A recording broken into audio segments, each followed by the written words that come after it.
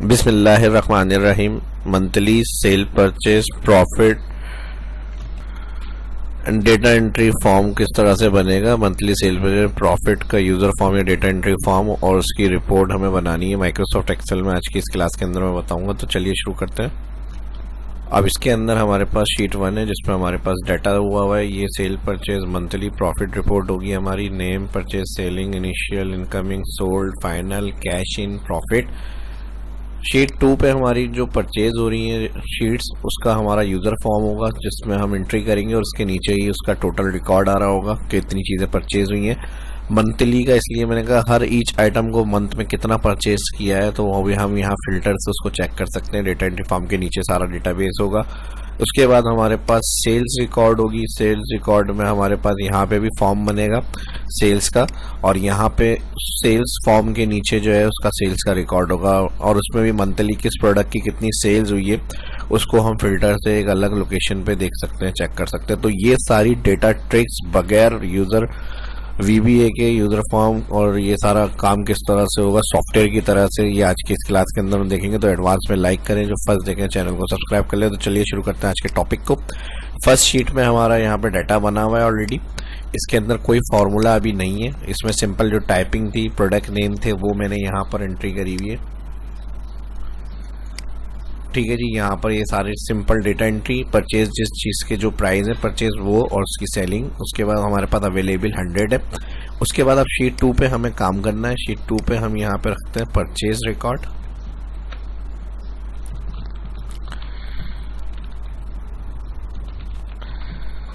Purchase record करने के बाद यहाँ से मैं इसको सेंटर कर लेता हूँ, यहाँ से हेडिंग को बड़ा कर लेते हैं, और यहाँ से हम कॉलम्स को विड्थ को बड़ा कर रहा हूँ ताकि यहाँ डेटा एंट्री हो जाए। और डेटा एंट्री के लिए यहाँ पर सबसे पहले डेट, और डेट के साथ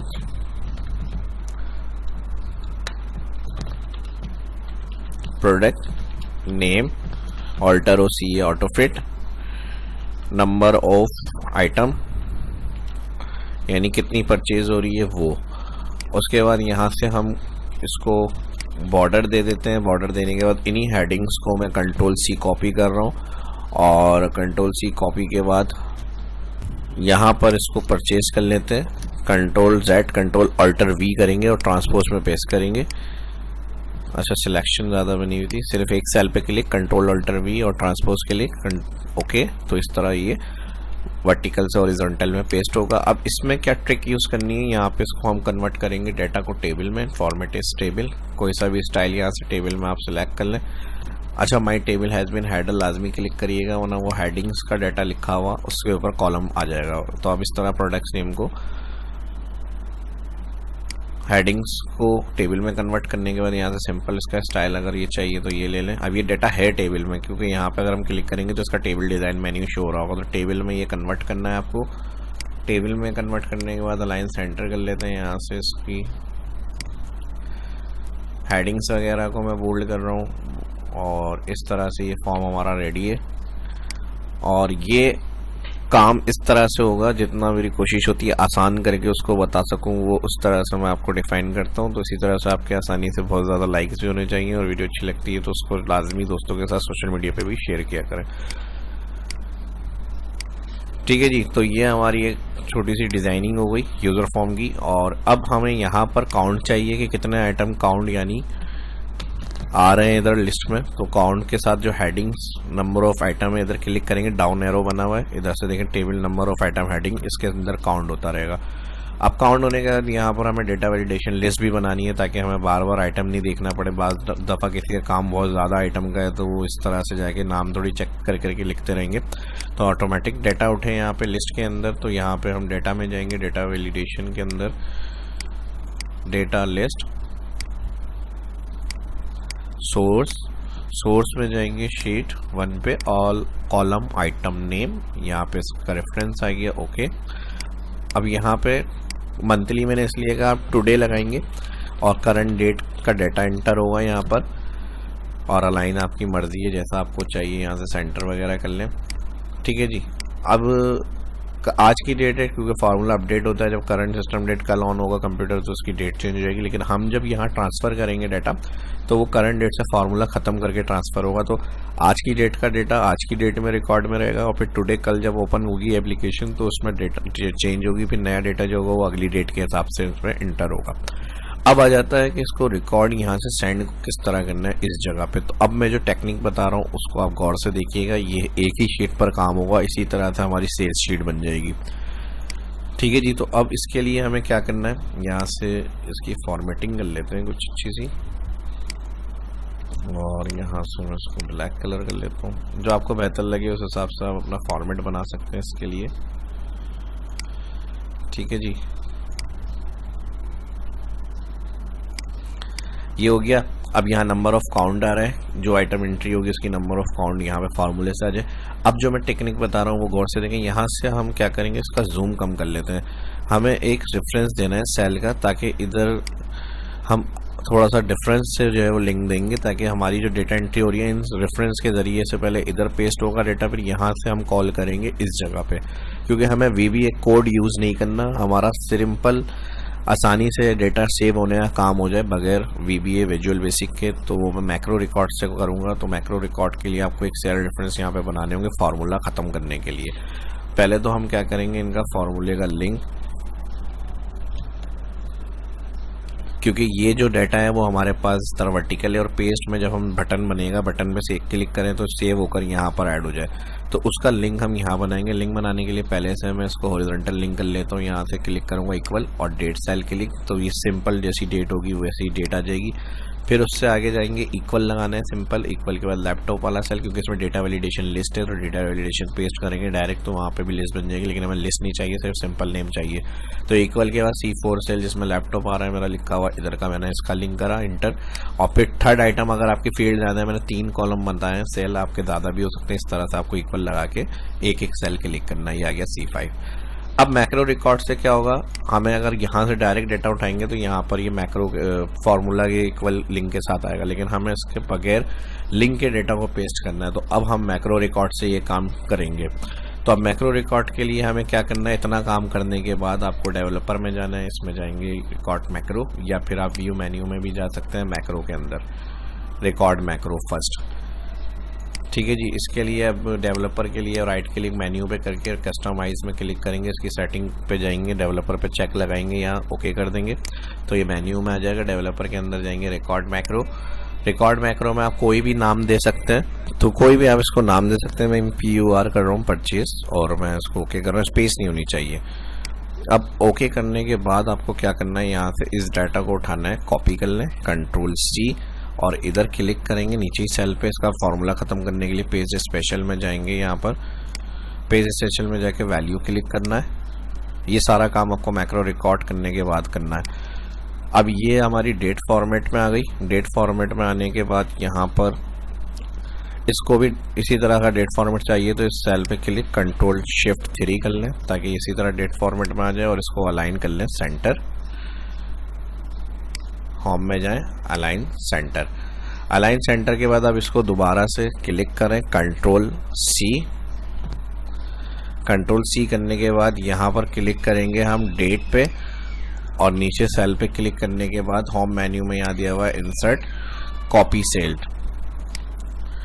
इंसर्ट कॉपी सेल क्लिक करने के बाद यहाँ से जो फॉर्म हम दोबारा डेटा एंट्री करेंगे तो यहाँ से क्लियर हो जाए रिकॉर्ड, डिलीट बटन दबा देंगे। डिलीट बटन दबाने के बाद बस आप कहीं भी बाहर क्लिक करें और डेवलपर में जाकर स्टॉप कर दें रिकॉर्डिंग। इतना सा हमारा काम था, इसका कोड खुद ब खुद तैयार हो जाएगा विजुअल बेसिक के अंदर। क्लिक करा, अब इस सेल से हमें कोई लिंक नहीं है, हम यहाँ से अपना काम करेंगे। ये हमारा एज अ सोर्स बन गई।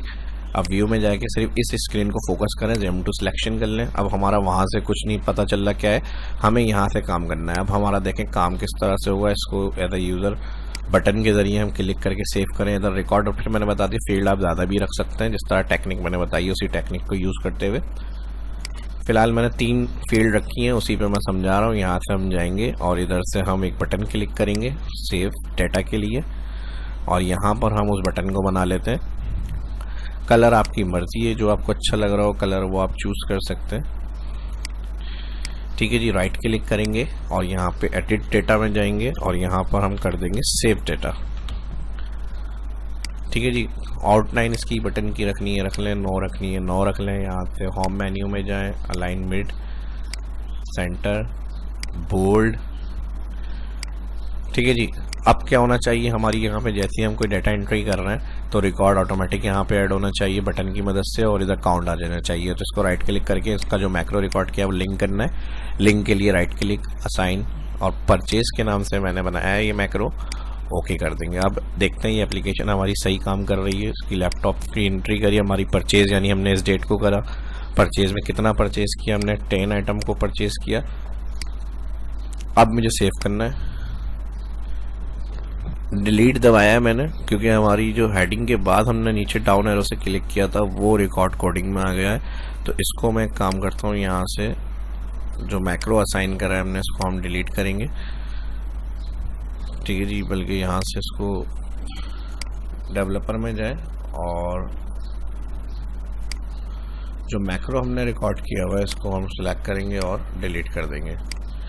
ठीक है जी, एक नया मैक्रो हम बना लेते हैं और यहाँ से मैं इसको कर रहा हूँ कट। अगेन डेवलपर में जाएंगे और यहाँ से मैं इसको क्लियर कर रहा हूँ। अब हेडिंग के बाद जो हमने क्लिक किया था वो उस तरह नहीं होगा, अब दोबारा से इसको चेक कर लेते हैं हम। ठीक है जी, record macro click, record macro में जाएंगे, कोई भी नाम दे दें, PR परचेज नाम दे रहा हूँ मैं, ओके करेंगे। अच्छा, इससे पहले हम थोड़ा सा जूम कम कर लेते हैं। ठीक है जी, अब जाएंगे परचेज मैक्रो, कोई भी डिफ़ॉल्ट मैक्रो 5 आ रहा है यही नाम दे देते हैं, ओके करेंगे। ओके करने के बाद यहाँ से इस तरह से हमने कुछ एंट्री ली और यहाँ से मैंने उसको 10 अपडेट किया। अब इधर से डाटा आ गया, ये इधर से हमने इसको कॉपी किया और फिर इधर इसको राइट क्लिक करेंगे, पेस्ट स्पेशल में जाके वैल्यू क्लिक, ओके करेंगे। और अब यहाँ से इसको कॉपी कर लेंगे दोबारा और कॉपी करने के बाद इधर क्लिक करेंगे। ठीक है, हेडिंग पे क्लिक नहीं करेंगे, डायरेक्ट इधर क्लिक करेंगे और यहाँ पर हम कर देंगे इसको होम मेन्यू में जाएंगे और यहाँ से कर देंगे इंसर्ट कॉपी सेल्ड और यहाँ से जो है डाटा हमारा क्लियर हो जाए, डिलीट दबा देंगे। बस इतना सा मैक्रो रिकॉर्ड करके डेवलपर में जाके स्टॉप। अब हमारा बटन से सही काम करेगा, फोकस हमें यहाँ पे रखना है इसका। व्यू में जाएंगे, जूम टू सिलेक्शन। कोड में असल में मसला ये होता है, कोई भी एक स्टेप अगर आपने गलत किया है तो उसकी कोडिंग का डाटा चेंज हो जाता है, वो फिर अपने हिसाब से उसके विजुअल बेसिक में ऐड हो जाता है और वो इस तरह के स्टेप्स के अंदर फिर आपको मसला कर रहा होता है। तो यहाँ से हम इस तरह से इसको कर लेंगे, शेप आउटलाइन 9 और यहाँ से राइट क्लिक करेंगे, साइन मैक्रो, एडिट टेक्स्ट में जाकर पहले कर लेते हैं सेव डेटा।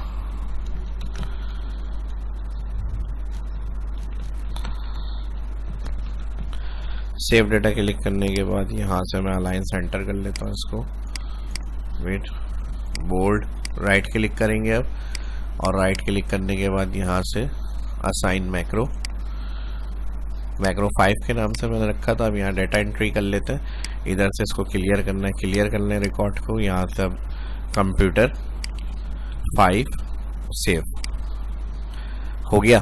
तो ये मसला हमने हेडिंग से जो डाउन एरो क्लिक करा था उसकी वजह से आ रहा था। सिंपल सोर्स हमारी उन सेल से बनी हुई है और यहाँ से हमें बस एंट्री करनी है। जितनी एंट्री होंगी ये परचेज की हमारे पास सेव डेटा वो ऑटोमेटिकली देखें सेंटर होकर यहाँ पर आती रहेगी। इस तरह आपको ये परचेज का रिकॉर्ड अपडेट करना, मैंने कहा था बहुत आसान है, इसमें कुछ नहीं मुश्किल होगी। अब बाकी परचेज के लिए थोड़ा सा मेहनत हमने कर ली, सेल की मेहनत इसमें खुद ब खुद हो जाएगी। इसी को हमें क्या करना है, राइट क्लिक करें, मूव और कॉपी, इस शीट को जो 2 पे हमने बनाया क्रिएट अ कॉपी करके ओके कर लें। ठीक है जी, ये हमारी हो गई शीट 2। अब इधर ये वाली शीट परचेज और ये वाली शीट हो गई हमारी सेल्स। तो इसको हम यहाँ से डबल क्लिक करेंगे, ये हो गया हमारा सेल्स रिकॉर्ड। अब उसी डेट को हमने क्या सेल करा है इसको यहाँ से आप डिलीट कर दें। अब सेल्स रिकॉर्ड के अंदर आ जाएंगे,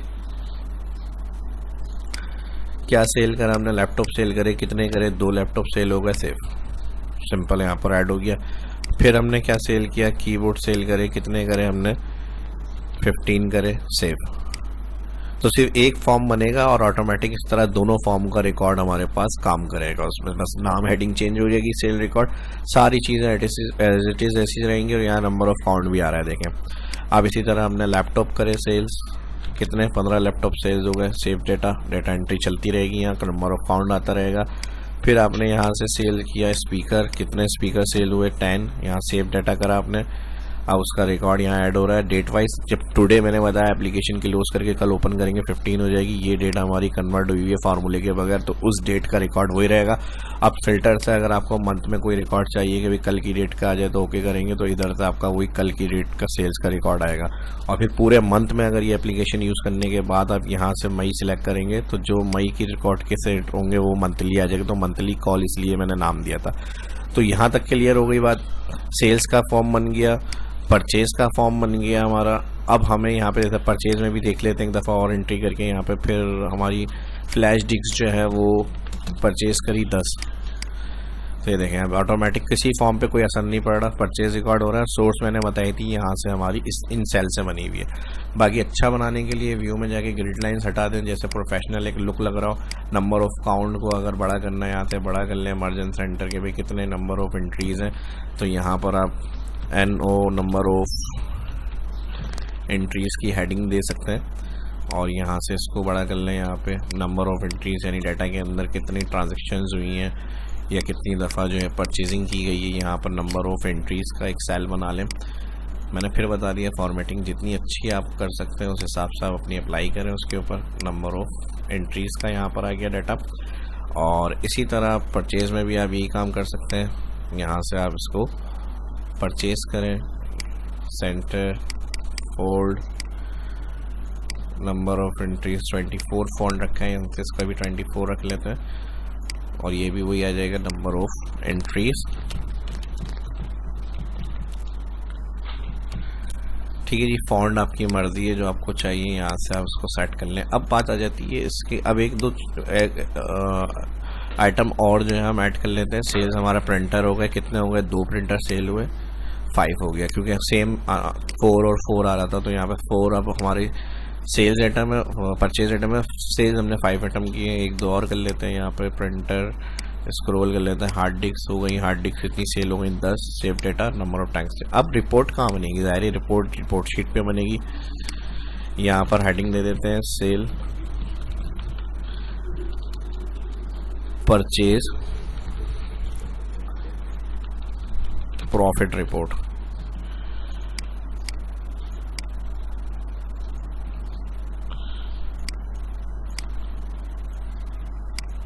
ठीक है जी, सेल परचेज प्रॉफिट रिकॉर्ड। और यहाँ से इसकी हेडिंग्स को हम यहाँ से चेंज कर लेते हैं। अब इधर हमें फार्मूला लगाना है और फार्मूला लगाना है इनकमिंग कितना हमारा जो है स्टॉक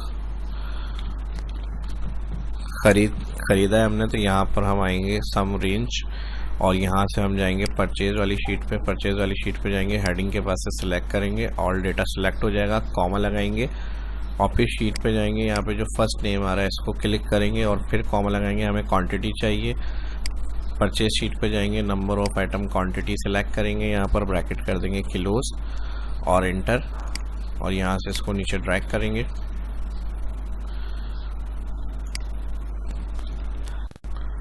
ठीक है जी, यहाँ पर जो हमने सिलेक्शन बनाई है वो डेट की बना ली, तो डेट यहाँ पे नहीं सिलेक्ट होगी, हमें प्रोडक्ट सिलेक्ट करना है। कॉलम सम में रेंज में हम जाएंगे वापस परचेज शीट में यहाँ पर हम सिलेक्ट करेंगे प्रोडक्ट। ठीक है जी, प्रोडक्ट जो है वो सिलेक्ट होगी ऑल, या तो हेडिंग के बाद सब सिलेक्ट कर लें इस तरह से और फिर ये आ गया, कॉमा लगाएंगे। कॉमा के बाद क्राइटेरिया के अंदर हमारी आ जाएगी फर्स्ट नेम सेल और फिर सम रेंज के अंदर जाएंगे दोबारा शीट पे और यहाँ से नंबर ऑफ आइटम को उठाना है। नंबर ऑफ आइटम को all column select, bracket close, enter. ठीक है जी, इनकमिंग स्टॉक हो गया, ड्रैग करेंगे। बाद में भी डेटा एंट्री होगी तो यहाँ पर आपको उसकी अपडेट मिलती रहेगी। नंबर डिक्रीज कर लें यहाँ पे, नंबर ऑफ आइटम सेम इसी तरह सोल्ड यानी जो सेल्स हुई हैं वो चीज़ें उठानी है हमें। सम इफ से उठाएंगे, रेंज में वही जाएंगे हम अपनी सेल्स वाली चीज़ और यहाँ पे प्रोडक्ट्स को सिलेक्ट करेंगे, कॉलम को कॉमा लगाएंगे, उसमें क्राइटेरिया जो होगा ये फार्मूला देख लें, कोई भी फार्मूला लगा रहे हैं समझ के लगाना ज़रूरी है। और यहाँ से हम जाएंगे क्राइटेरिया में। क्राइटेरिया के लिए हम सेल्स वाली शीट पे जाएंगे, सॉरी वापस शीट पे जाएंगे और यहाँ पे फर्स्ट नेम जो होगा सोल्ड इसको सिलेक्ट करेंगे, फिर कॉमा जाएंगे सेल्स वाली शीट और अपने जो नंबर ऑफ आइटम का कॉलम है सेल्स रिकॉर्ड का उसको सिलेक्ट करेंगे, ब्रैकेट क्लोज, एंटर। तो सोल्ड के बाद यहाँ पर अब हमारा फाइनल स्टॉक क्या है इसको हमें देखना है, तो इसके लिए हम इक्वल लगाएंगे, इनिशियल के अंदर प्लस करेंगे जो इनकमिंग हमने लिया और माइनस कर देंगे जो सोल्ड हुआ है, एंटर। तो हमारे पास 100 थे, 10 आए, फिर 20 सेल में 90 बाकी रह गए। एंटर के बाद नीचे ड्रैग हो जाएगा और इसको भी अलाइन सेंटर करना है, यहाँ से सेंटर कर लें अलाइन।